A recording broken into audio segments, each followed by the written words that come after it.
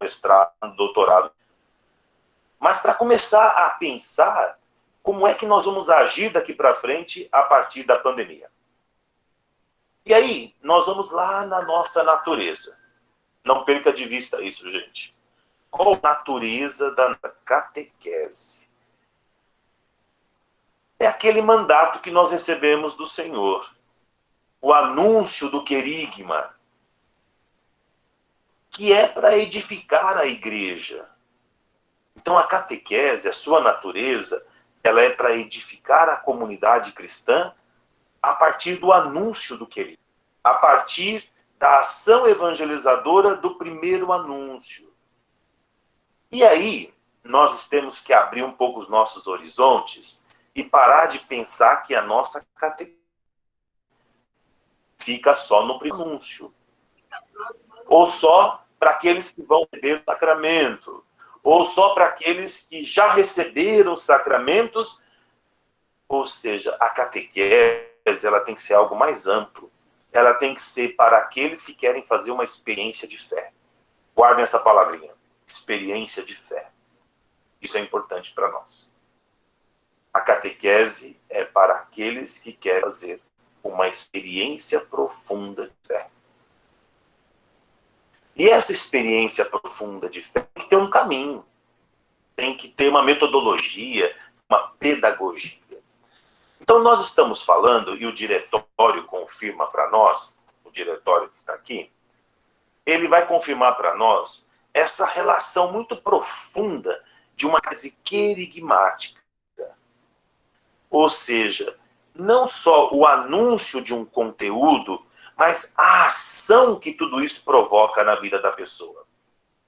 O diretório ele frisa muito, dizendo assim, não fiquem presas ao conteúdo do querigma, mas olhem para aquilo que é a ação do querigma, que se manifesta.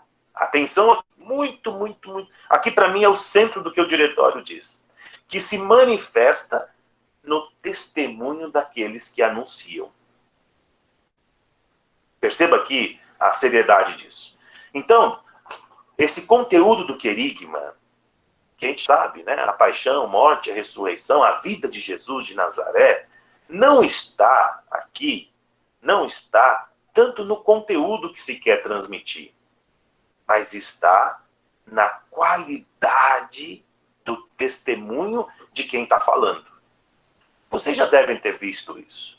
Quando alguém fala alguma coisa, que você percebe que a pessoa fala porque ela decorou, né? Até que está no coração da pessoa, ela está lendo aqui.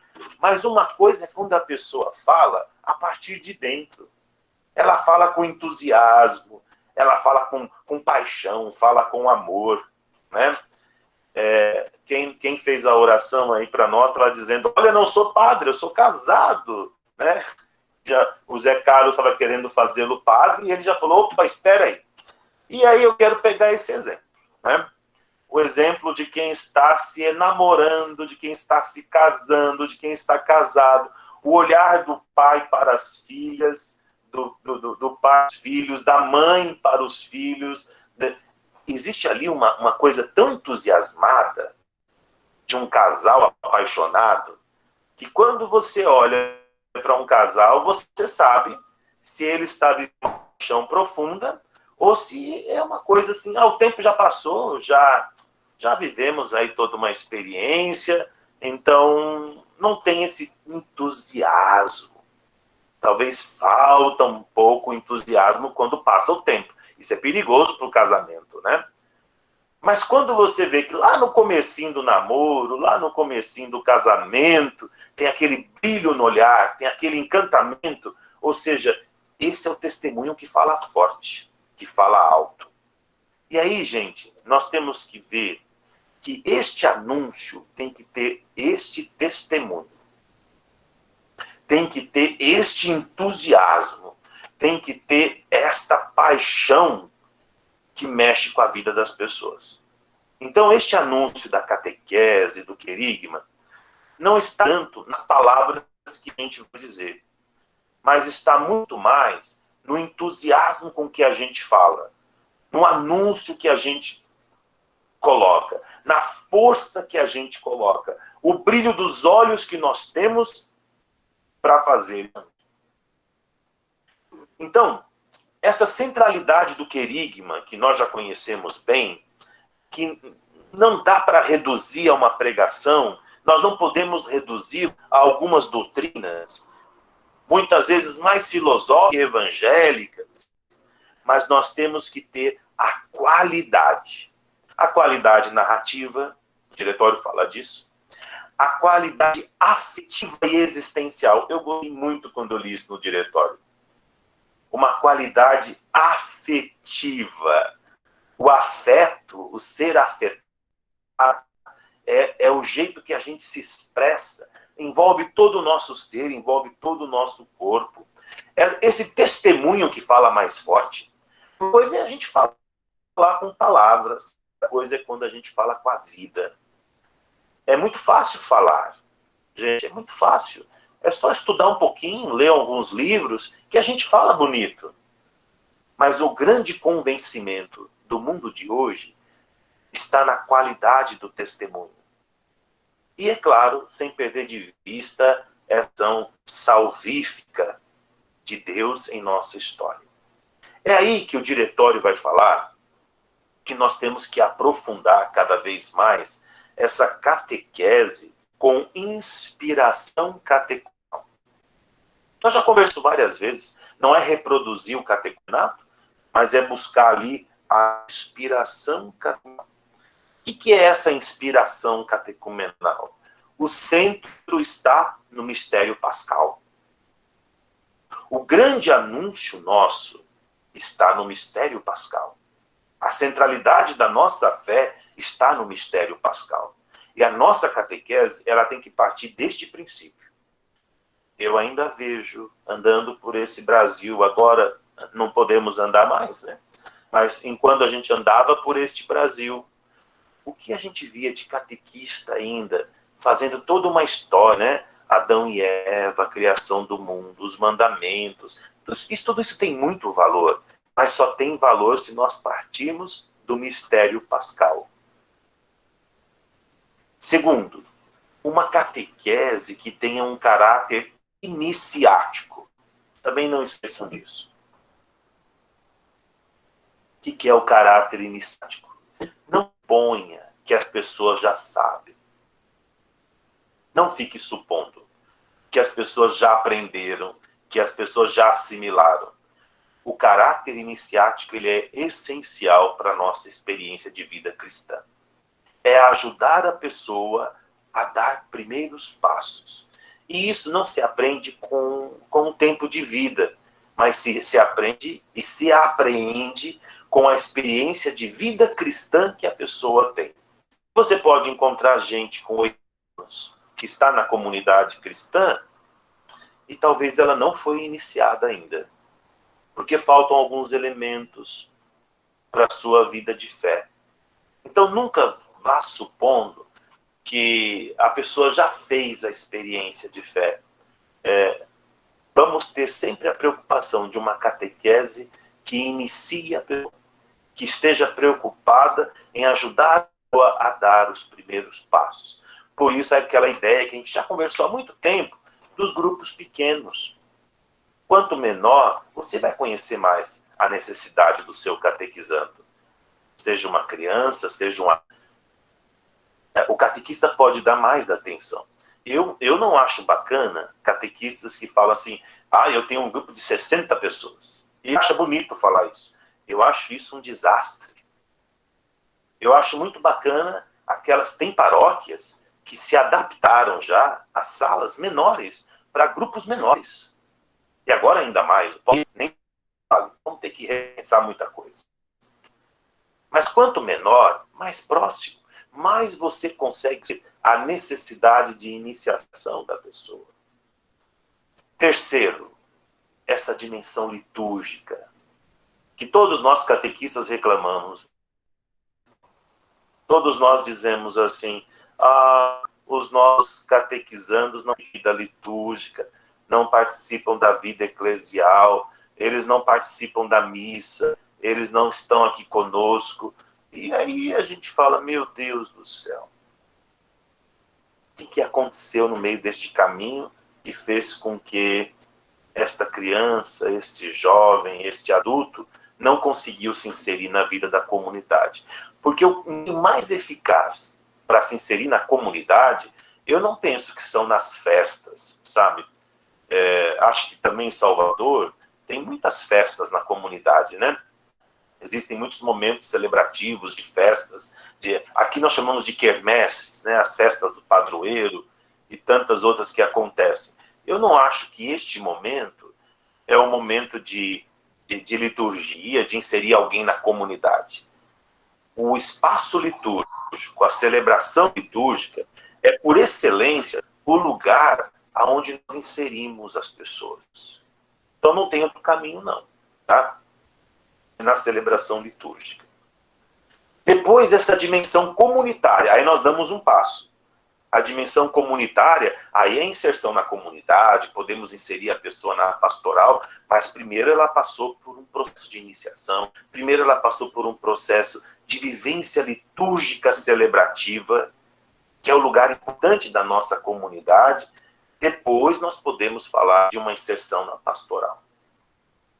Um outro elemento importante, que é ajudar nesse caminho permanente. Olha, nós estamos aqui num sábado à noite, tem gente trabalhando, tem gente que trabalhou a semana inteira, tem gente que trabalhou hoje. Eu também, olha, até agora eu estava aqui trabalhando em coisas da universidade. Parei para poder vir aqui contar com vocês. Então, todos nós cheios de coisa, mas estamos aqui nos formando. Para falar com vocês, eu tive que estudar. Estou aqui, olha, preparei meu texto, estudei para poder conversar com vocês e vocês conversarem comigo. Então, esse caráter permanente da forma é um outro aspecto importante, e a progressividade na experiência formativa. Sempre atenção a isso. E não significa que a gente não precisa retomar alguns assuntos. Não significa que a gente não tem que aprofundar alguns assuntos. Nós estamos a cada dia necessitando aprofundar. Está aí. A pandemia vai fazer com que a gente reveja o nosso jeito de oferecer a nossa catequese. Se preparem, gente. O jeito que nós fazíamos não vai. Nós vamos ter que pensar uma nova metodologia, uma nova pedagogia a partir de um conteúdo que nós temos de fé. O conteúdo está aí. O itinerário está aí. Mas o jeito de fazer vai ter que ser diferenciado.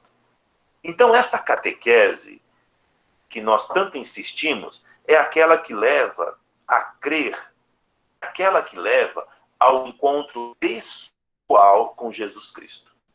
Vocês vão encontrar, às vezes, divergência neste pensamento. Porque muita gente, alguns teólogos, vão dizer assim, o encontro com Jesus Cristo é comunitário. Primeiro ele é pessoal. Sempre. E vou defender sempre. O encontro com Jesus, primeiro, é uma experiência pessoal. Onde a pessoa se desperta, onde a pessoa se encanta, onde a pessoa diz, meu Deus, como é bom isso aqui. Aí depois ela toma gosto pela comunidade. Depois ele é comunitário. Eu não estou falando de uma experiência intimista, tá bom? Aquela eu e meu Deus, eu e o meu Senhor, eu e meu Deus nos bastamos. Não, não é isso que eu estou dizendo. O que eu estou dizendo é, primeiro, você tem que provocar na pessoa o encontro pessoal, o despertar para isso, o fazer a experiência com Jesus. Seja em qualquer situação da vida. Tem gente que vai fazer uma experiência de Jesus no momento de dor profunda. Tem gente que vai fazer a experiência de Jesus numa alegria profunda. Mas tem que ser pessoal. Depois, comunitário. Isso vocês podem encontrar divergências por aí, tá bom? Vocês querem falar alguma coisa? Parece que eu estou falando... É tão ruim falar só para a terra. Hein, Zé Carlos? Ou vocês falem tudo, depois alguém falar? As perguntas, etc., a gente vai deixar depois da sua colocação. Aí, alguns já estão com a mão levantada aí eles vão estar falando, perguntando, tirando as dúvidas. Mas Tá o bom? pessoal está Então, participando, está escrevendo lá. Isso, eles estão escrevendo, tô vendo que alguns estão tá com bom. lápis, Tem umas caneta, duas estão... páginas lá, tá bom? Tá, eu tenho mais 2 páginas aqui, então. Mais 15 minutos eu termino. Segundo ponto importante. Então, nós falamos da natureza. Segundo ponto.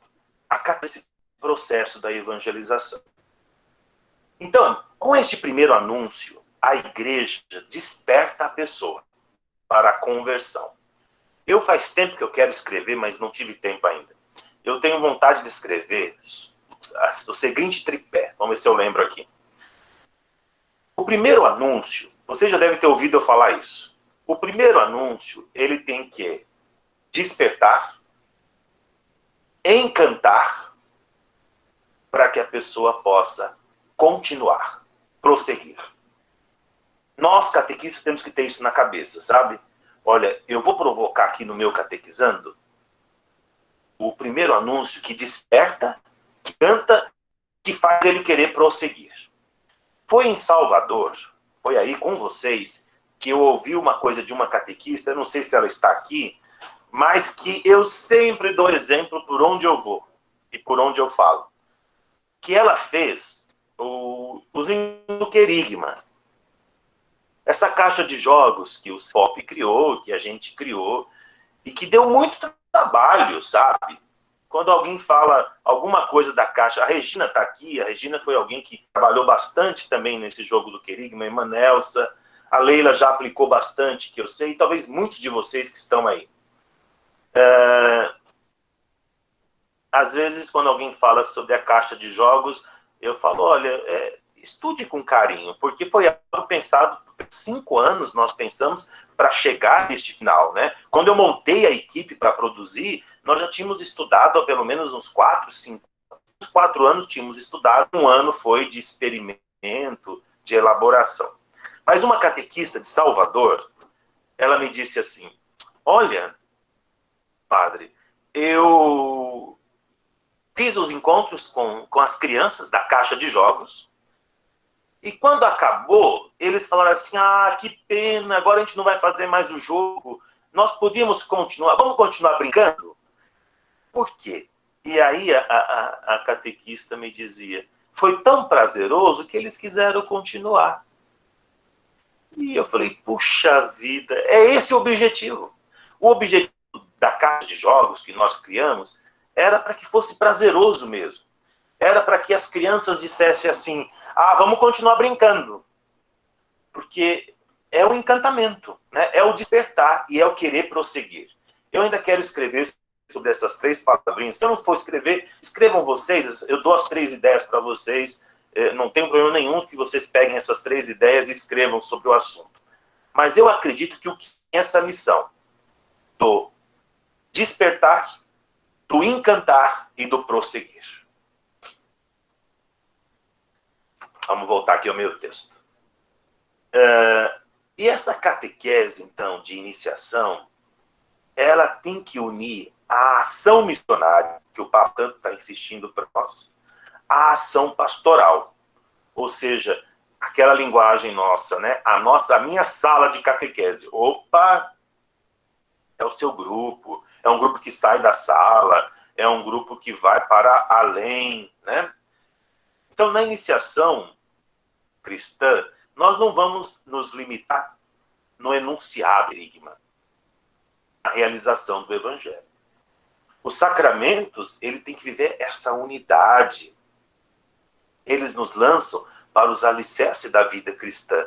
E o diretório também propõe para nós uma abertura muito boa, gente, que eu gostei também de ver aqui junto com vocês.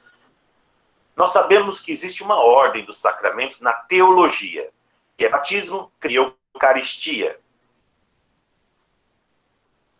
Porém, na prática, a gente faz batismo, eucaristia e crisma. E, na verdade, o diretório faz um pedido, que a centralidade esteja na Eucaristia. Isso é bom para nós. A centralidade na Eucaristia. Porque é na Eucaristia que se vive a vida de comunhão. É na Eucaristia que se faz a experiência de vida cristã. Não que o batismo não seja importante, nem que a crisma seja importante, não. Mas a centralidade da Eucaristia. Eu gostei de ver isso no diretório, para que nós valorizemos mais essa dimensão eucarística. Eucarística. E uma coisa que a gente não pode esquecer é que a catequese ela tem que estar centrada na Sagrada Escritura, que vocês já sabem bem, né? Ela tem que ser bíblica, ela tem que estar envolvida com a liturgia, ela tem que estar envolvida com essa dimensão sacramental e ela não pode perder a característica do testemunho. O testemunho vai convencer muito mais. Terceiro ponto. A finalidade da catequese. O diretório não colocou tão explícito, está nas entrelinhas. E eu vou resumir para vocês aqui 2 pontos essenciais como finalidade da catequese. O primeiro é o encontro pessoal com Jesus. O segundo, a inserção na comunidade. Ponto. Guardem isso. Qual é a finalidade da catequese? Encontro pessoal com Jesus, inserção na vida comunitária. Nós escrevemos isso aqui no Brasil em 1983. Ó, para você saber a minha idade, nessa época eu estava aprendendo a andar. Eu nem andava direito ainda. Então, em 1983, a Igreja do Brasil, ela escreveu o grande objetivo, a grande meta da catequese é encontro pessoal com Jesus e inserção na vida comunitária. Mas esse encontro, atenção, olha o que o diretório diz, o novo diretório. Esse encontro, ele deve envolver a pessoa na sua totalidade. E dessa palavra? Envolver a pessoa totalidade. Aí o diretório diz coração, mente e sentidos. Então, a nossa evangelização é uma evangelização que toca o coração. Primeiro toca o coração, depois toca a mente. E aí tem que estar nos sentidos da pessoa. Olha que legal. Ou seja, é uma evangelização que olha todo da pessoa, que olha para aquilo que é a pessoa. E a catequese, então, ela vai fazendo esse processo de amadurecimento e ajuda a pessoa a dar um sentido à sua vida. A evangelização, o encontro com Jesus, gente, tem que produzir sentido. Nós não podemos provocar nas pessoas a catequese do medo, né? Uma evangelização do medo. Você tem que vir na catequese, senão você vai para o inferno, senão você vai para o purgatório, porque Deus está triste com você. Olha para o coração de Jesus que está sangrando. E essa catequese eu não sou muito favorável, não. Dá medo na pessoa. Depois a gente pode aprofundar, sim, a dor de Jesus na cruz, a dor de tantos homens e mulheres que nós chamamos de santos e santas. Mas no primeiro momento, nós temos que olhar para esse Jesus que é muito acolhedor, que tem essa proposta misericordiosa. A grande novidade do diretório, eu fiz 4 programas na rádio falando sobre 6 novidades do diretório. Uma das novidades do diretório é uma catequese atenta à misericórdia, uma catequese que esteja atenta a um Deus misericordioso. E não só em palavras, mas que a gente mostre isso em atitudes.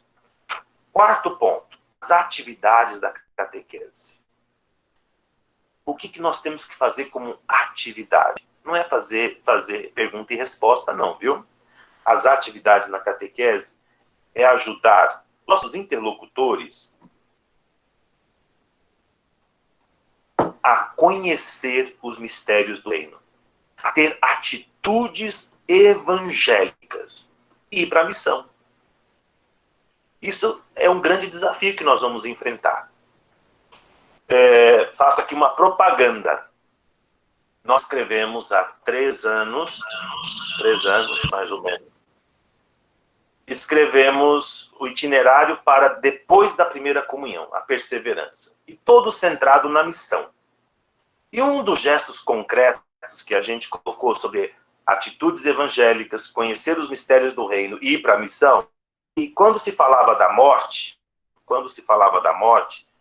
nós propusemos dos catequistas levar os seus catequizandos ao cemitério. Hoje os cemitérios estão muito escondidos, né? A morte está escondida.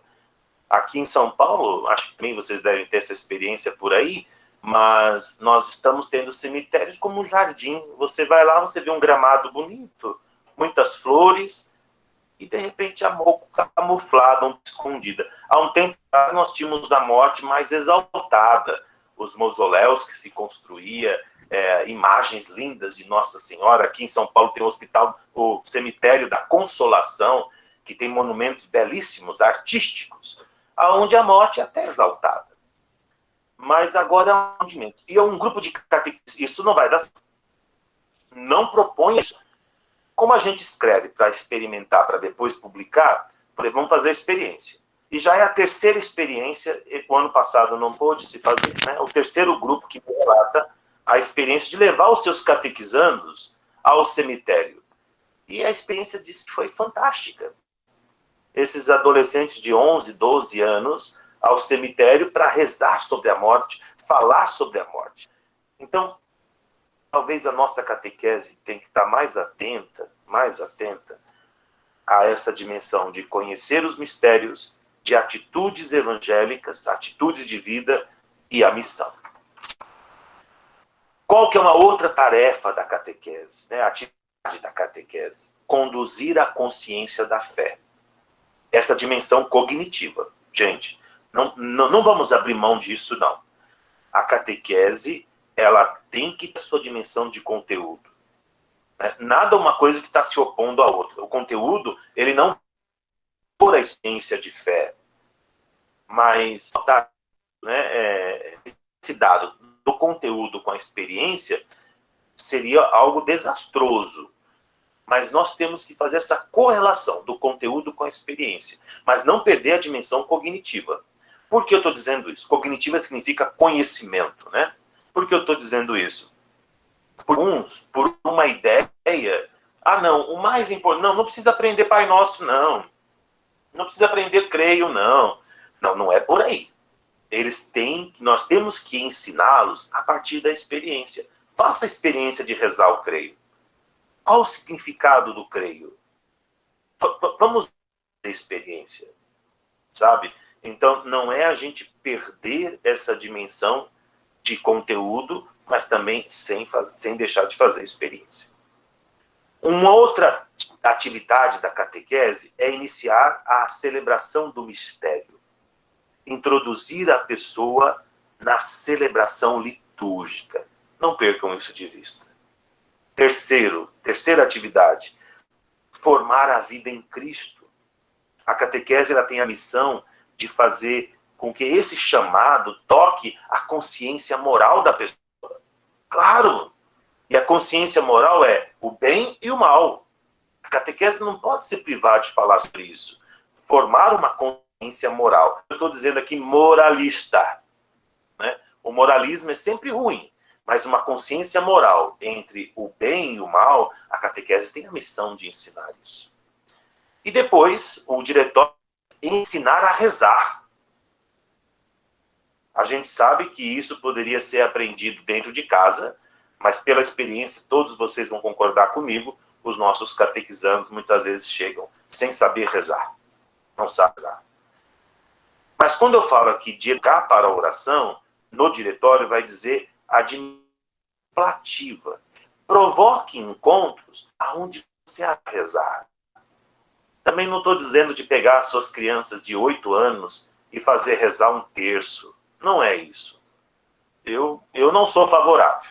Eu acho que não é a idade ainda para fazer com que as crianças rezem o terço. O terço é uma oração difícil, é uma oração que às vezes nós rezamos e dormimos. Se vocês disserem para mim que nunca dormiu rezando o terço, eu vou tirar o Santo Antônio que eu tenho aqui no altar e vou colocar você lá em cima. Porque todos nós um dia estávamos cansados demais e rezando o terço acordamos no meio da noite ou acordamos no dia seguinte, cadê e acha o terço no meio da cama misturado com a gente? Não é? Porque é uma oração que exige mais, exige concentração, às vezes dá sono mesmo. Nossa, a importância disso. Mas eu não sei se uma criança de 8 anos a gente tem que ficar insistindo na rezar.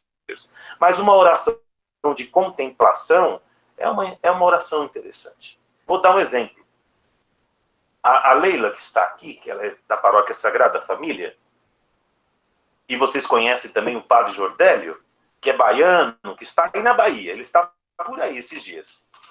Ele fez, nessa paróquia, ele criou uma sala de leitura orante. Uma sala belíssima, com almofadas, com tapetes, uma coisa fantástica, que eu acho aquilo ali lindo. E ele fez experiência, acredito que a Leila, que está aqui, fez essas experiências, levar as crianças para a leitura orante. Quando ele falou isso para mim, eu falei, não vai dar certo, não vai funcionar. E não é que dá certo. Conduzir as crianças à contemplação. Essa oração de contemplação. Eu fiquei surpreso, eu achava que não dava certo.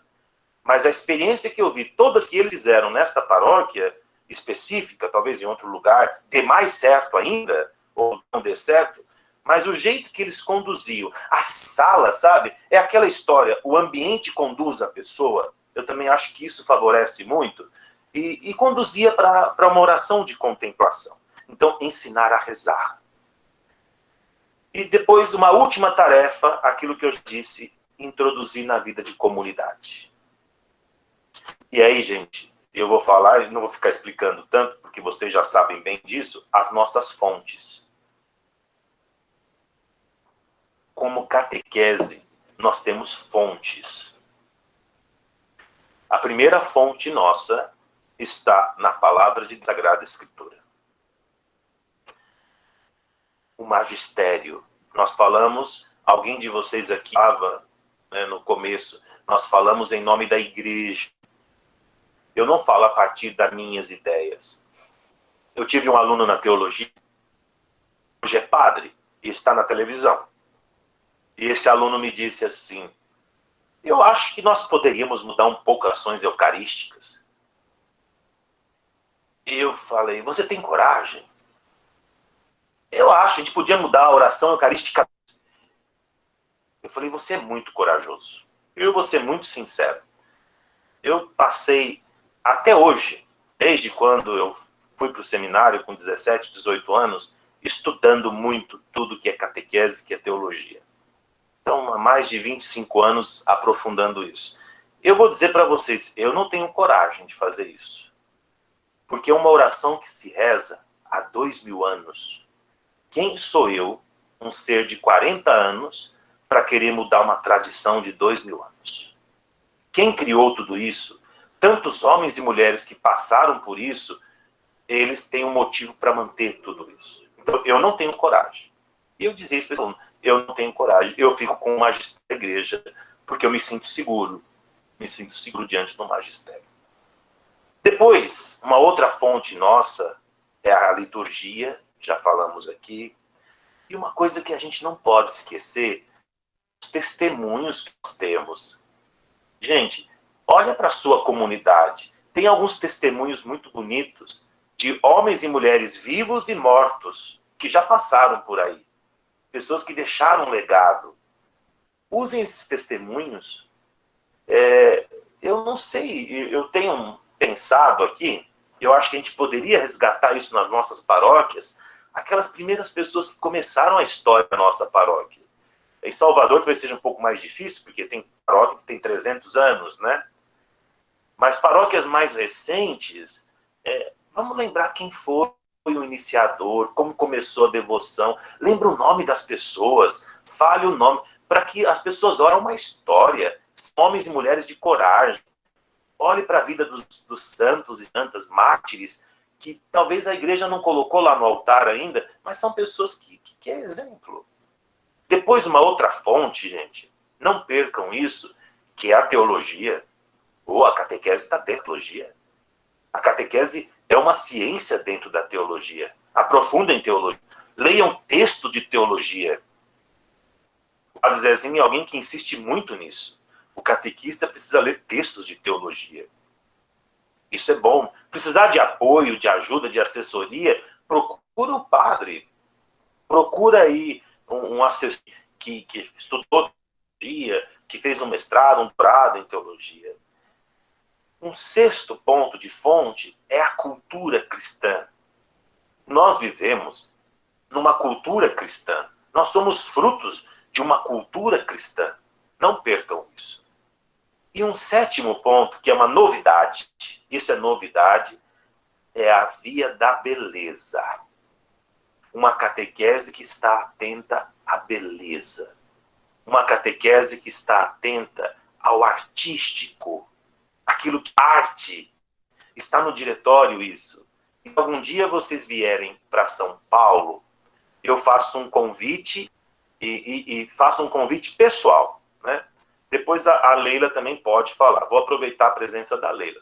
Aqui em São Paulo, em São Caetano, criado Jordélio, junto com uma grande equipe. A Leila, se não me engano, ela é a presidente do Museu Sagrada Família Catequese e Arte. Venham e façam uma visita neste museu. Vocês vão conhecer ali no museu, vocês vão conhecer neste museu de iniciação à vida cristã, desde o querigma à mistagogia, andando mais de 2.000 metros de construção. Vocês vão andar e vão poder contemplar, tocar na iniciação. Essa equipe, junto com o padre Jordélio, teve uma intuição tão profunda, e eu faço esse convite. Vocês podem me procurar se vier a São Paulo, precisar ficar hospedado na casa paroquial, a gente tem para hospedar. Temos lugar para hospedar no Cefop, no Centro de Formação Permanente, que fica a 10 minutos do museu. Mas se você vier a São Paulo, não deixe de visitar esse museu. Vocês vão ver catequese e arte ali, explícita. E aí eu digo, né, o padre Jordélio foi profeta, junto com essas mulheres, esses homens e profetisas. Antes de estar escrito aqui, nesse texto, que o texto é do ano passado, ele já tinha essa intuição há mais de 10 anos atrás. Então vale a pena, é um projeto inspirado pelo Espírito Santo. É um jeito de você vivenciar aquilo que é a iniciação. Vocês podem tocar, visualizar. É fantástico, é belíssimo. Alguns talvez aqui já vieram e já passaram. Então, gente, isso é um pouco a finalidade da catequese. Eu acho que para falar sobre o catequista, nós precisamos de um outro encontro, porque a pessoa do catequista tem essa proposta do ministério, né? Então me falaram, olha, fale também do capítulo 3, mas eu acho que é muito assunto para uma noite só. Então eu prefiro ficar aqui, e depois, se quiserem, a gente conversa sobre o catequista, o ministério, mas eu prefiro ficar nesse ponto. A grande finalidade da catequese, à luz do diretório, com essas novidades todas. Eu repito o nome do museu. Eu não sei se estou falando certo o nome do museu, mas eu acho que é Museu Sagrada Família, Catequese e Arte. Eu peço que o José Carlos deixe depois um tempinho para a Leila, se for possível. A Leila, ela é a presidente, eu acredito, do museu, então que ele dê um tempinho, talvez ela pode falar muito melhor do que eu, tá? Sobre o museu, quando alguém quiser vir visitar. Então eu peço, José Carlos, depois que você dê um tempinho para a Leila, para que fale, gentileza. Bom, boa noite. E eu fala. A Leila está... Leila já está aí. Pode falar, Leila. Isso, a Leila. Boa noite. Eu sou de São Caetano, da Paróquia Sagrada Família, e como o Padre Eduardo, que, por sinal, como sempre, quero parabenizá-lo, né? Quando ele falou do material, que é sensacional. Esses 7 primeiros encontros da catequese com jogos é uma coisa maravilhosa. E o mais importante que isso é levado para as famílias. Então, existe assim, uma parceria dos pais com as catequizandos e com as catequistas, porque é tão envolvente os jogos que eles querem levar para fazer junto com os pais, jogarem com os pais. Então, esse ponto para quem não conhece o material, vale a pena. Não só conhecer, mas aplicar na catequese, que é sensacional. Então, é um primeiro ponto. Mas, como ele disse, para que eu falasse um pouquinho do Museu Sagrada Família. Estou como diretora do Museu Sagrada Família, Museu Sagrada Família, Catequese e Arte.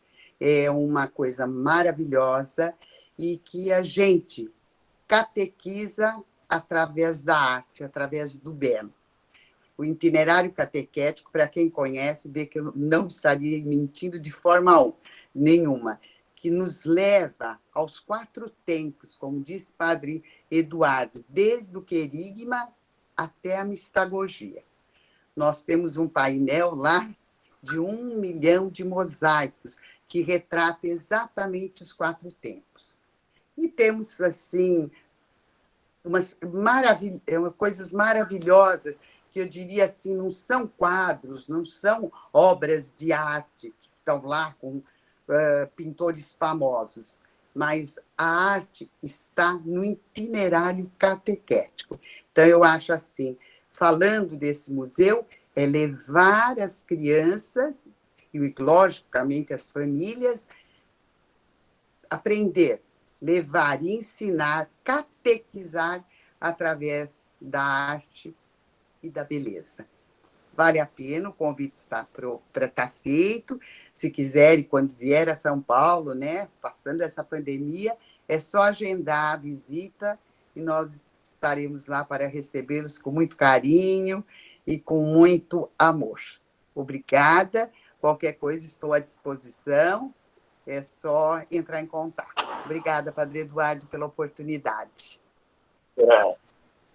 Eu agradeço, Leila, agradeço as suas palavras e agradeço a orientação sobre o museu, que eu acho que é muito sagrado tudo isso que está ali, né, Leila? José Carlos, eu estou pronto para conversar com as pessoas, se quiserem conversar comigo. Sim, tem 2 perguntas do chat, né, que são simples, né, o senhor pode responder, depois eu vou chamar as pessoas que levantaram as mãozinhas para poderem falar, tá bom? Tá bom? A Sônia, ela quer saber o que quer dizer com catequizando participar da vida litúrgica, quando você estava falando da vida litúrgica. Ela quer uma explicação melhor, quer participar da celebração ou participar do grupo de liturgia proclamando a palavra. A outra pergunta quando o catequizando não continuar na igreja, isso quer dizer que ele não teve um encantamento, né? Ou é um processo, um afastamento normal? Quando você estava conversando sobre isso. Essas são 2 perguntas que estavam no chat. Sobre a liturgia, não é colocá-los para fazer leitura, não é? Não. Não é colocá-los para estar lá na frente, nas equipes de celebração e nas equipes de liturgia. Não é isso, não. Mas é ajudá-los a fazer a experiência. Ou seja, uma catequese, que é a catequese de iniciação à vida cristã, ela vai introduzir na vida litúrgica. Vou dar um exemplo bem claro. Na quaresma, por exemplo. A quaresma é um momento propício para nós rezarmos a penitência com os nossos catequizandos. Existe proposta nesse texto chamado catequese querigmática, catequese de iniciação à vida cristã, que faz com que os catequizandos participem de 3 domingos diretos, ou melhor, 4 domingos. O primeiro domingo da quaresma, o terceiro domingo da quaresma, o 4º domingo e o 5º domingo da quaresma, aonde é o momento penitencial. O que significa isso? A minha turminha está começando. Eu faço essa experiência com eles, claro, para ensiná-los que a quaresma é momento de penitência, é momento de confissão. Ô, gente, para com esse negócio de confessar as crianças, adolescentes, jovens e adultos na véspera da Eucaristia. Confissão é quaresma, é se preparar para a Páscoa. Então, quando eu falo uma catequese que esteja atenta à liturgia, é que ela esteja atenta a esses momentos fortes. Então, a quaresma conduz os seus catequizandos para momento penitencial, conduz os seus catequizandos para a confissão, conduz os seus catequizandos a fazer essa experiência que nós chamamos de purificação e iluminação. Aí podemos citar outros exemplos. Então, é fazer com que vivencie a liturgia. Aí tem que ter uma comunhão muito profunda com a comunidade, tem que ter uma comunhão com as equipes de celebração, tem que ter uma comunhão com o pároco para que a catequese faça esse casamento da liturgia. Então, José Carlos, é só um exemplo, né, essa questão da liturgia. Teríamos outros. Esse que talvez se afaste, né, nós podemos levantar 2 hipóteses. A primeira hipótese é, na adolescência, segundo alguns psicólogos, existe uma briga com a instituição. Tem uma briga com a instituição. Instituição família, igreja, instituição escola. Então há uma briga.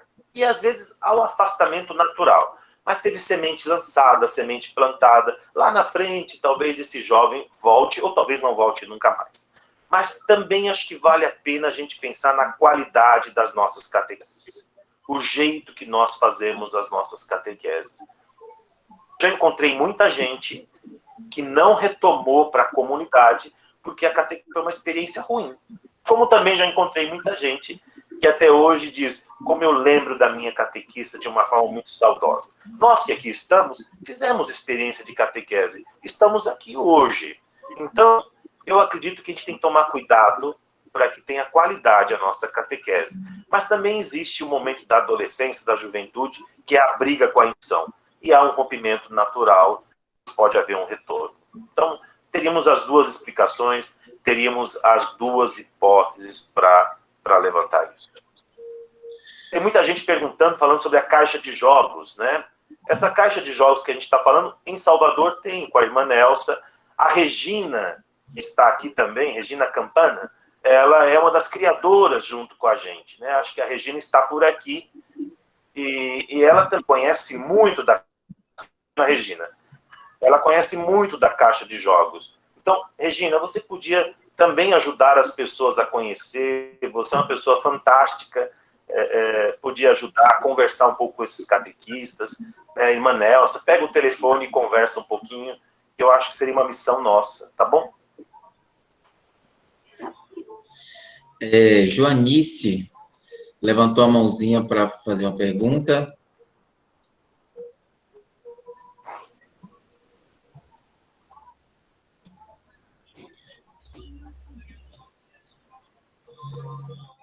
Tem que abrir o microfone, né? Tem que abrir o microfone. Estou dizendo, já passou, já foi esclarecido já. Tá bom, obrigado. Já foi esclarecido por outra bom. pergunta, viu? Não, obrigada a você. Que bom. Irmã Nelcelina Bom, agora. Janice, eu agradeço. Não, o que eu ia falar é o pessoal que está fazendo a pergunta, não é? E os livros estão vendidos aqui comigo. Eu moro aqui na Ladeira dos Aflitos, perto do quartel da Polícia Militar. Então, o número foi postado aí, vocês podem escrever e depois me ligar no Zap, né? E vim aqui que a gente explica como funciona, tá bom? Certo. Obrigado, irmã. Ângela Maria.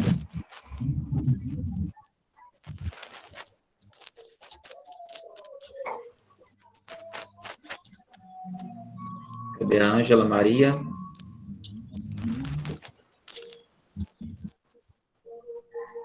Maria de Fátima da Hora.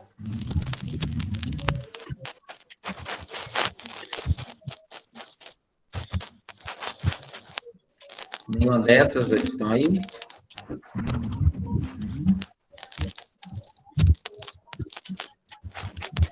Giovana, tem alguma pergunta, algum questionamento para poder fazer o padre?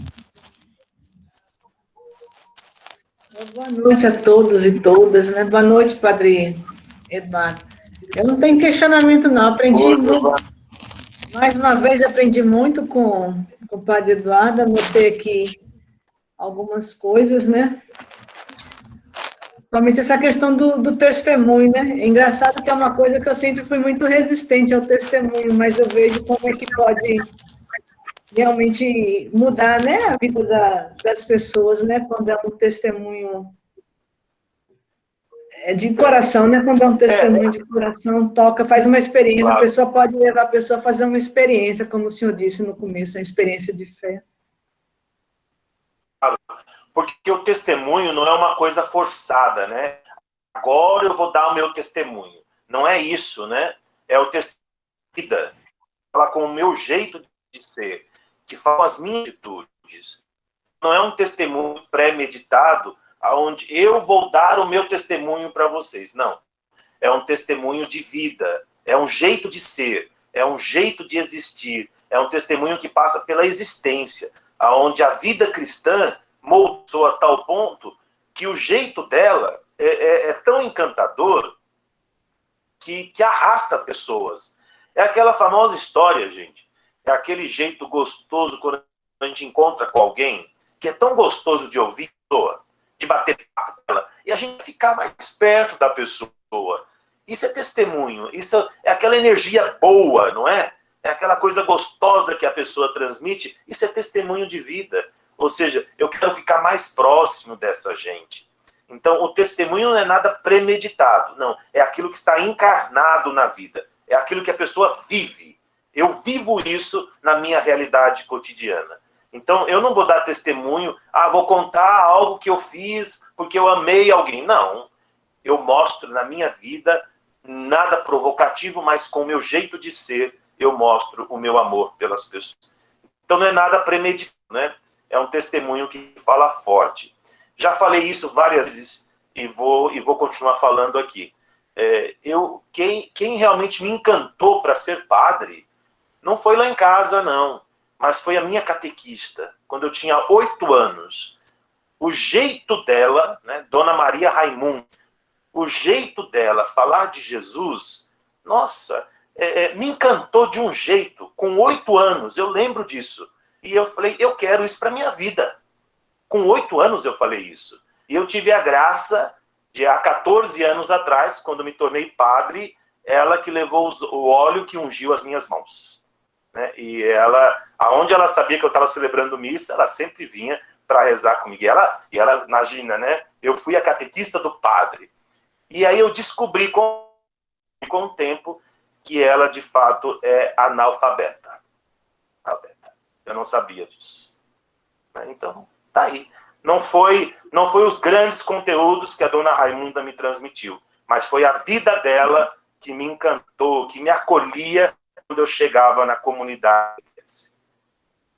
Eu falo com muito gosto, com muito prazer, e ela está viva ainda, ela está viva, e sempre que eu posso, eu faço uma visitinha para ela, porque foi alguém muito importante para que eu me tornasse padre. Tem mais 2 perguntas. Algumas pessoas querem saber sobre o material para perseverança. A irmã Neucelina, até no último, tocou um pouquinho, mas se vai estar disponível e quando, né? E a outra pergunta é que tivemos que reinventar a catequese por causa da pandemia. Como podemos avaliar se nossos encontros virtuais estão sendo efetivos, tocando os corações de nossas crianças? Eita pergunta difícil. Sobre o livro da perseverança, ele já está pronto. Já foi feito o experimento por 3 anos. São 3 volumes, né? Todo ele voltado para a prática cristã, as práticas de obras de misericórdia. Eu gostei muito dessa obra. Ela foi escrita a 25 mãos, né? O projeto é meu, junto com o padre Jordélio, mas a escrita tem 25 mãos nesta escrita. E eu acredito que em outubro deste ano ele está publicado, ele vai estar na mão das pessoas.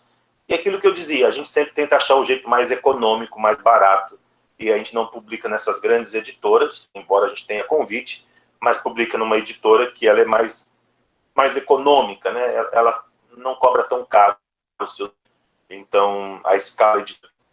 Então, em outubro, esses livros estarão por aí. O efeito da pandemia, sinceramente, eu ainda teria medo de dar essa resposta. Eu ainda não daria essa resposta por uma questão de tempo. Eu acho que ainda nós não temos um tempo suficiente para... E realidade e prática tem muita diferença. Né? Aqui onde eu moro, nós temos uma realidade de uma região que os catequizandos, catequistas, não tinham WhatsApp para poder transmitir as mensagens dos encontros. Teve catequista que fez à mão alguma oração, colocava numa sacolinha de supermercado, na caixa do correio dos catequizandos, que é aqui pertinho, né? Uma região aqui pertinho de onde eu moro. Então eu acho que ainda não dá para a gente avaliar a qualidade da nossa catequese, não dá para a gente avaliar ainda a qualidade do nosso ensino, o ensino, por exemplo, na educação, nas universidades, nós vamos ver isso daqui a um tempo. O que eu vejo é que não surte o mesmo efeito, né, gente? Uma coisa é eu estar aí com vocês em Salvador, eu já teria feito bate-papo de grupo, eu já teria dado um texto na mão de vocês, eu já teria colocado uma música para a gente cantar, eu já teria, durante a minha fala, eu deixava o microfone aberto para falar comigo. Eu acho que isso traz outros efeitos. Então, eu não sei, eu acho que eu prefiro ainda não dar um parecer total sobre a qualidade da catequese neste tempo de pandemia. Eu ainda não saberia dar essa resposta total, né? De uma forma geral, eu acho que eu erraria se eu fizesse isso neste momento.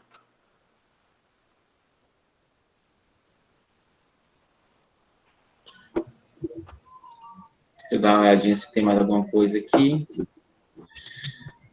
E tem uma pessoa que levantou a mão, Zé Carlos, acho que é Antônio Santos. E outra também, agora Maria Elizabeth. Na verdade, tem vários aqui, né? Cidélia ainda está querendo falar? Aqui aparece bem por ordem, viu? Aí por isso que eu chamo aqui a ordem. Cidélia.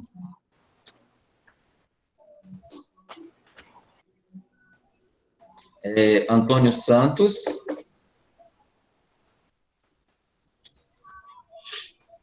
Não. Sou eu, Eronildes. Eu estou no celular do meu esposo. Eu queria complementar o que o padre falou aí, a qualidade, né, da catequese em lives, né?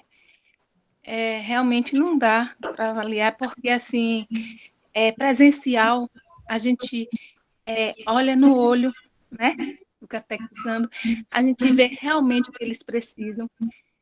Aí, no momento, realmente não dá. Tem pessoas que, às vezes, teve momentos assim que eu percebia, não só eu, como as outras catequistas, né, aqui em Salvador, percebia, assim, a necessidade que aquele catequizado tinha. E aí a gente chamava, conversava, via aquela necessidade que ele tinha até de ajudar ali, sabe? Não só na parte, assim, social, né? Como na parte até... Porque o catequista, na verdade, ele tem um pouco da psicologia, entendeu? Então, na verdade, a gente até ajudava em algumas coisas que eles se desabafavam, e muitas vezes eu encontrei uns que eu dizia assim, Pro, mas eu só estou falando com você aqui. Eu digo, não se preocupe, nós temos éticas, entendeu? Temos ética, o melhor, mas eu preciso só passar isso para as catequistas, porque nós somos uma equipe, mas só que ninguém vai saber, entendeu? Só nós catequistas e Jesus. Sempre falei assim. Então, essa pandemia atrapalhou e faz muita falta. Mas um dia tudo isso vai passar. Só isso que eu queria falar. Tudo isso. Muito bom. Obrigado pela partilha, Vanilde. Obrigado. Por nada. Ana Maria Lopes. Oi, desculpa, passou minha hora. Eu sou Cidélia, só consegui abrir a câmera agora. Deixa eu falar para Você é que está no hospital trabalhando, não é isso? Isso, todo o meu horário de descanso. Então, é para minha irmãzinha aí que falou sobre a dificuldade do testemunho. Eu anotei aqui um tópico que foi falado durante a formação pelo padre, que é envolver a pessoa na totalidade, entre parênteses, mente e coração. Olha, pela experiência que eu tenho de catequista de adultos, o nosso testemunho, né, ajuda muito a desenvolver esse tópico aqui. Eu falo por experiência própria de uma turma que tivemos há 2 anos atrás e que foi assim maravilhoso em relação aos testemunhos dados por eles até e por nós catequistas. Então, vá se esforçando, trabalhando a coragem e a disponibilidade de colocar o seu testemunho, né, em prática, porque nos ajuda muito. Viu? Foi uma experiência belíssima para a gente. Muito obrigada, padre, toda a turma, toda a equipe. Muito obrigada. Está sendo maravilhosa a formação, tá? Estou aprendendo bastante. Obrigado, viu, Cidélia? Ô, Cidélia, você é um testemunho para nós, nesta noite, né? Você é um testemunho. Você está aí no seu trabalho, na frente de algo tão desafiador, e na hora da sua folga, que você poderia dormir um pouquinho para trabalhar à noite, você está aí ouvindo, se preparando como catequista. E aí, como que eu, padre, não vou respeitar você? Então, olha, o meu respeito, a minha admiração, os meus títulos que eu tenho, eu dou para você. Você merece mais do que eu. Muito obrigada a todos vocês. Estão me ajudando muito. Amo ser catequista e quero aprender muito mais para que eu possa levar essa minha missão adiante. Muito obrigado mesmo, de coração. A partir de agora, eu não perco mais nenhuma formação, certo? Tá certo. Parabéns pela Cidélia, parabéns. Um dia eu te vejo Obrigada, ainda padre. Deus pessoalmente. abençoe.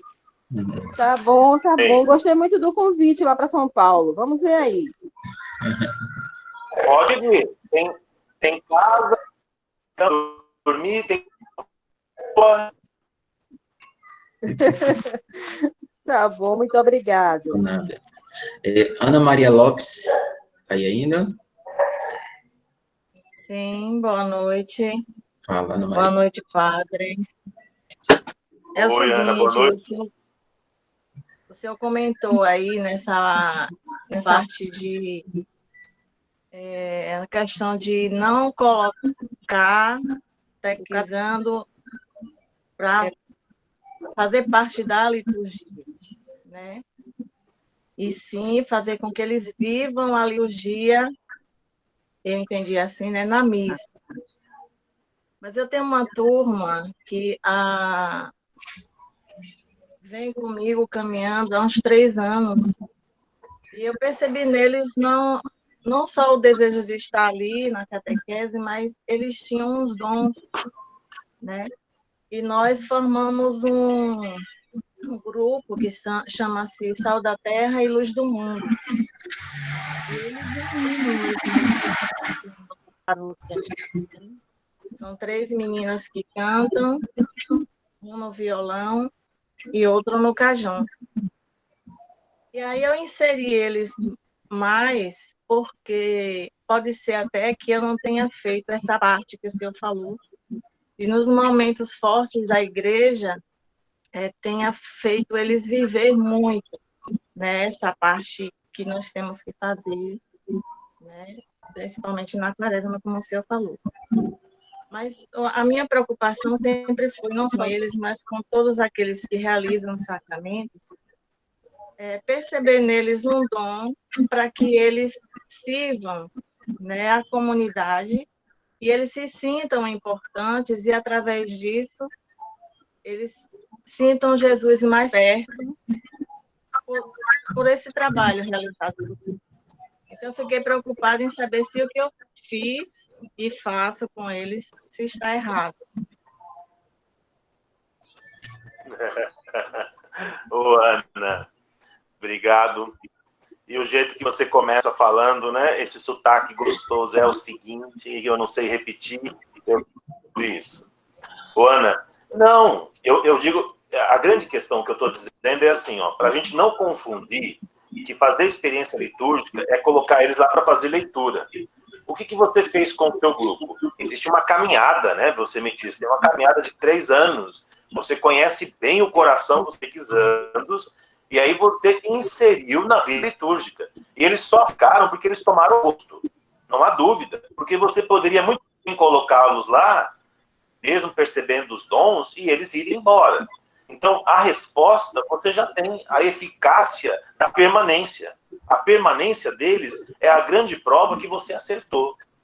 Então, eu dei esse exemplo só para dizer assim, ó, inserir na vida litúrgica não é para ficar fazendo leitura na missa. inserir na vida litúrgica é fazer com que eles tomem gosto pela liturgia. Participem da liturgia. O que você fez? Você provocou uma inserção na comunidade através da liturgia. Então, você deu um passo além. Você deu um passo além. E a resposta você já tem, é a permanência deles, é a eficácia. Eles estão aí com você. Então, pelo contrário, eu acho que você acertou em saber dos dons, dos talentos, você teve a sensibilidade de perceber isso neles. Então, muito pelo contrário, você acertou em cheio. Ai, que bom, muito obrigada. Meu coração agora ficou mais tranquilo. Eu acho que diante Tá bom, Ana, obrigado pela pergunta. Falar sobre isso, que eu já tenho visto em algumas celebrações que a gente faz a nível de arquidiocese, e às vezes traz uma menina lá no serão de uma paróquia para vir cantar o salmo, uma adolescente, por exemplo. Aí ela chega, canta o salmo, se veste, canta o salmo, termina o salmo, vai embora, não fica na celebração. Então, nesse sentido, está errado, não é? Então, o que o padre fala é dessa questão do prazer de querer participar, de estar ali, não vir só para fazer uma leitura ou só cantar um salmo e não tem uma ligação, uma vivência. Eu creio que é nesse sentido, mas no sentido que você coloca é correto. Valneide Camilo. Tá aí, Valneide? Valdeneide. Boa noite a todos. Boa noite, Padre Eduardo, sua bênção. Boa noite. Sou da paróquia Monungu, né, da Paraíba. O meu pároco é Padre Bosco Nascimento. A diocese é de Guarabira, onde o nosso bispo é Dom Aldemiro Sena. E a minha pergunta foi falado muito sobre a questão da adolescência, né? Das crianças. Eu sou catequista de Cristo, então eu tive muita dificuldade com uma turma que eu comecei e eles foram desistindo, né? Eles não queriam, vinham no intuito de ter dinâmica, como o livro que a gente tem é esse aqui, né? A gente nós catequistas, damos encontro com esse livro, e aqui também tem dinâmicas. Então, eles não queriam só vir participar dos encontros, eles queriam brincar, queriam como se fosse um encontro atrativo, né? E isso fez com que a turma desistisse. Né? Eu queria que o senhor me auxiliasse, me ajudasse, como a coordenação da catequese daqui também me ajudou muito, né? Agora, o pior que acontece é que os pais também não ajudam. A gente marca reunião com os pais, padrinhos, não vem nenhum. A coordenação se desloca da comunidade, porque eu não moro mesmo, moro na zona rural, no sítio. Aí a coordenação se desloca da cidade para o sítio. Quando chega aqui, na capela Nossa Senhora das Graças, que a gente sempre fazemos os encontros lá, não aparece ninguém. Eu fico constrangida, peço desculpa à coordenação, porque geralmente os jovens de hoje não querem mais, pelo que eu vejo assim, né? Não querem muito ir à casa de Deus. Aí eu queria que o senhor, Padre Eduardo, ou as outras pessoas, outros participantes, me ajudassem, me auxiliassem nessa questão com os jovens. E desde já, muito obrigada. Tá bom, Valdineide. Obrigado pela sua pergunta, obrigado pelo esforço da sua presença e pelo seu interesse. Eu acho que isso é o principal. O seu desejo, o seu interesse é o principal. É claro que eu vou dar uma resposta muito rápida, mas que depois você pode aprofundar, e nós podemos aprofundar também. Primeira coisa, uma catequese com jovens, muito mais do que uma catequese dinâmica. Enquanto você falava, eu anotei aqui, tem que ser uma catequese que proponha algo bem concreto. Uma catequese que tenha atitudes. Vou dar um exemplo para você. Um jeito muito atrativo de você prender essa juventude, esses adolescentes com você. Você vai ter que falar na catequese sobre Jesus que ama, que cuida dos mais necessitados. Então, não faça um encontro teórico sobre isso, não. Procura na sua região aí, na sua comunidade, talvez uma família que esteja passando por um momento difícil. E aí, põe 5 jovens. Gente, nós vamos nos juntar e vamos fazer uma cesta básica para ir visitar uma família. Prepara a família, é claro. Olha, eu vou levar uma cesta, mas junto com um grupo.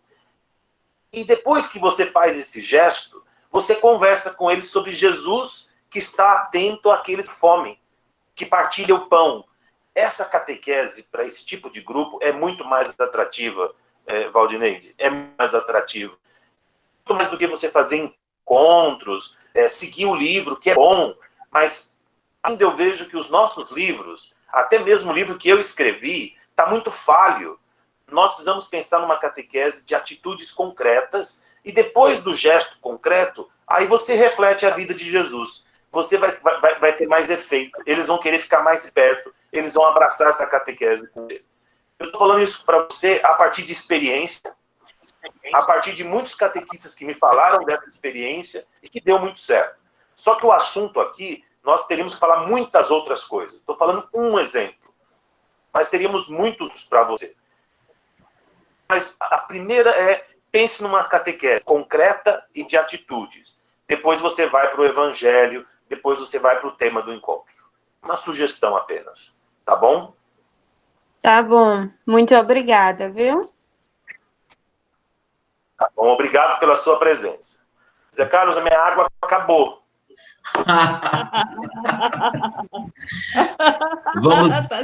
Vamos procurar ser mais sucintos, então, né? Tem a Sônia que se inscreveu, né, para falar, Sônia e Joanice, né? Então, que sejam sucintas aí para que o padre não morra de sede, viu, gente? Boa noite, eu sou Sônia, aqui de Salvador. Eu gostaria que o padre pudesse dizer alguma coisa sobre o anúncio que é feito na preparação de pais e padrinhos para o batismo de crianças.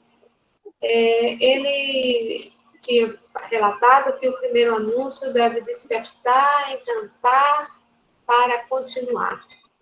E eu acho que o máximo que nós conseguimos na preparação de pais e padrinhos é até o encantar, porque tem pessoas que chegam de má vontade, né? Porque são obrigadas, porque querem fazer o batizado de suas crianças, e quando saem até mais animadas. Olha, foi bom, gostei, agradecendo. Mas não tem. Então, esse querigma está sempre naquele caráter iniciático. Não tem a progressividade formativa. Se o padre poderia dizer alguma coisa.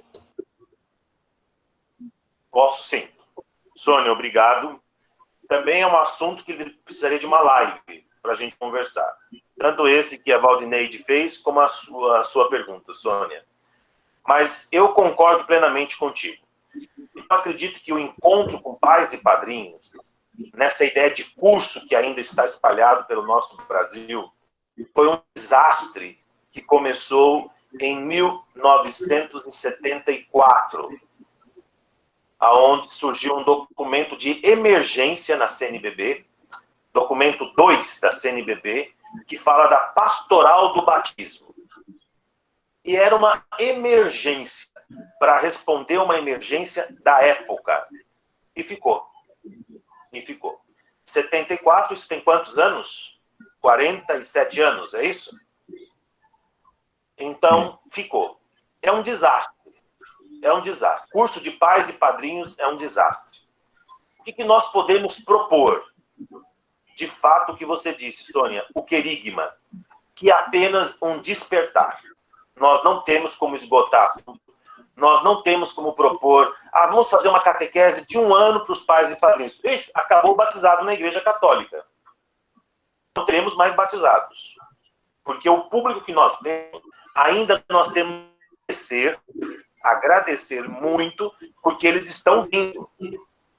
Eu acho, Sônia, vai chegar uma época que nós vamos ter que ir atrás deles. Quando eu trabalhava na PUC, em Goiânia, eu trabalhava na psicologia.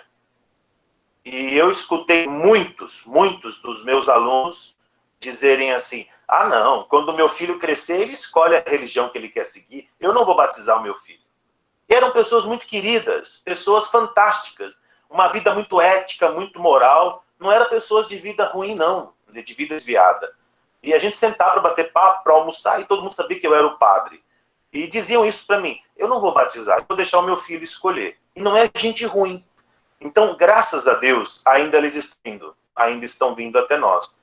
Eu acho que a nossa missão, Sônia, seria só despertar.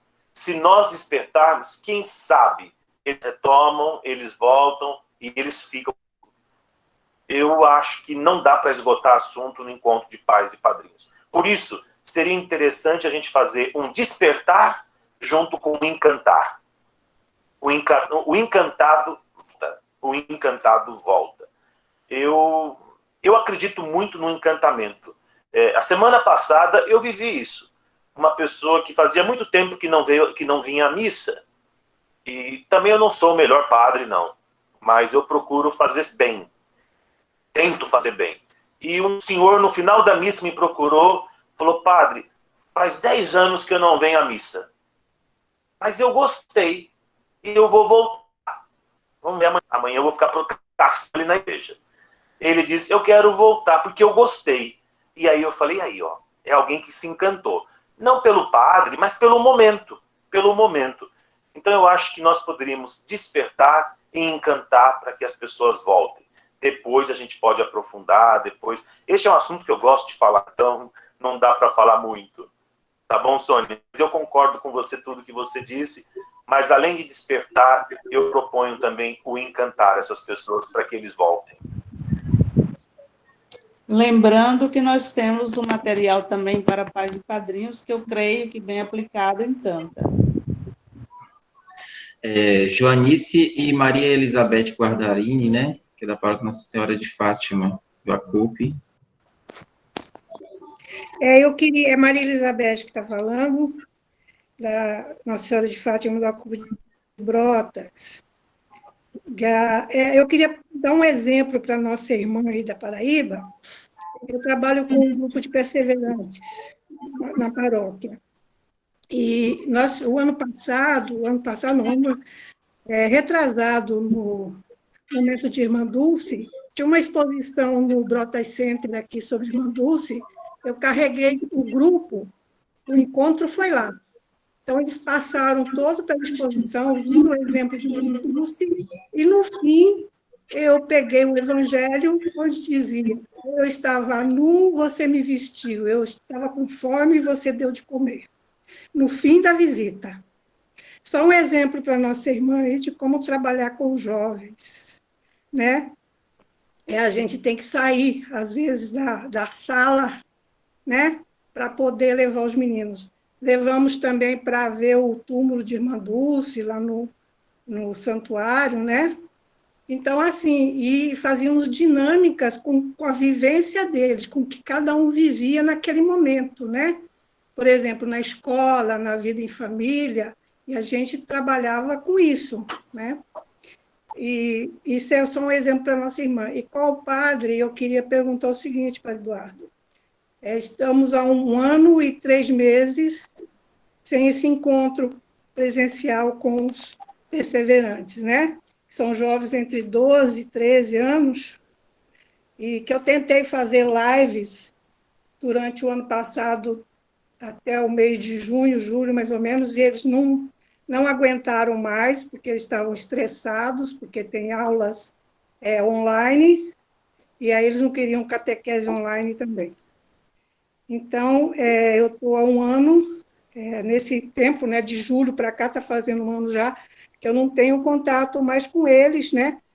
Mando mensagens positivas, falando alguma coisa sobre a igreja, mas esse encontro que é essencial, com perseverante é essencial, né? Aliás, com todos os grupos, mas os jovens precisa estar olho no olho.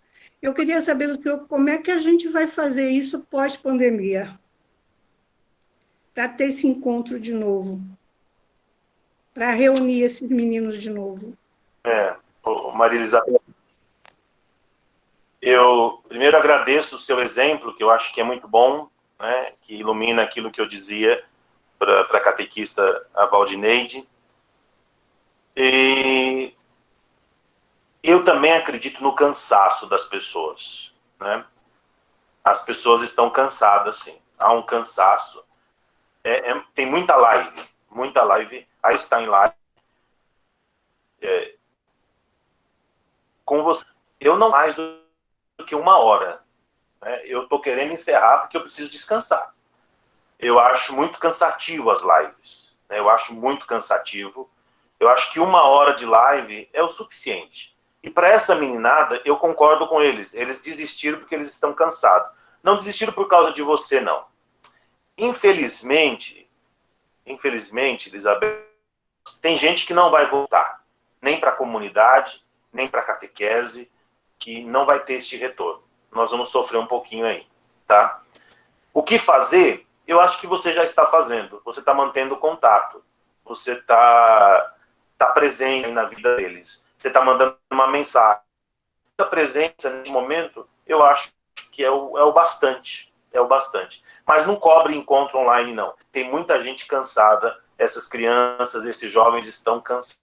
Porque é muita live. Por isso é bom.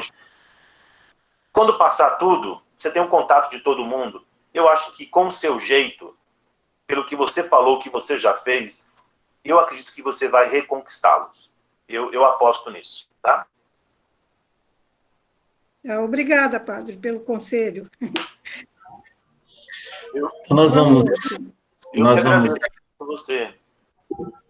Nós vamos agradecer, né, porque o padre precisa descansar, e nós também, né, em pleno sábado, até quase já vai dar 10 horas, né? Então, a gente precisa também descansar um pouquinho. Vamos agradecer a todos pela participação, né, em nome da comissão Arquidiocesana de Catequese, Mona Celina, Giovana, Fábio, os padres Zeca e também o padre Sérgio, eu, né, que fazemos parte dessa comissão, a irmã Gorete, né, que não a vi por aí, né, mas agradecer a todos pela participação, né, agradecer principalmente ao padre Eduardo, né, pela colaboração para conosco, sempre disponível para nos ajudar, e também pedir que o Senhor nos dê uma bênção, né, como oração final, nos dê uma bênção. Ou alguém mais tem alguma coisa para falar da comissão? Ou não? Ou a gente pode, né? Então, que o padre nos dê essa bênção. Só deixar, dizer ao pessoal a anotação do meu número, quem quiser, né, porque várias pessoas falaram sobre os jogos, então, para depois me encontrarem. Mas eu acho que está por aí no chat. Eu coloquei e o Marcelino repetiu embaixo várias vezes o telefone seu. Certo. Tá bem. Vamos abrir os nossos microfones. Eu acho que a gente pode ficar aberto agora para a gente rezar. Eu quero agradecê-los, né? Agradecer a vocês.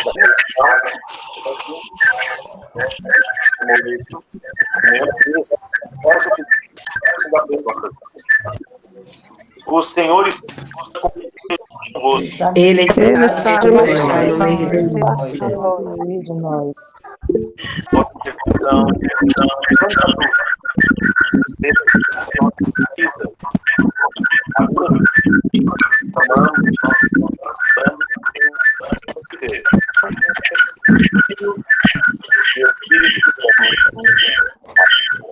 Amém. Amém. Amém. Obrigado, padre. Boa noite. Bom descanso. Obrigado, Padre Eduardo. Obrigado. Boa noite. Muito obrigada. Deus, Padre. Obrigado, Padre. Boa noite a todos. Obrigado e boa noite. Marca outra formação. Foi maravilhosa a formação, maravilhosa mesmo.